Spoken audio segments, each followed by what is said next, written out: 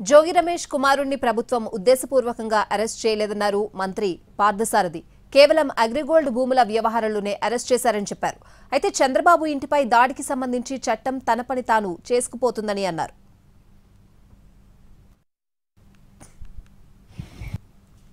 జోగి రమేష్ గారు ఒప్పుకున్నట్లు చంద్రబాబు నాయుడు గారి ఇంటి మీద చేసిన దాడికి సంబంధించి చట్టం తన పని తాను చేసుకుంటూ పోతుంది.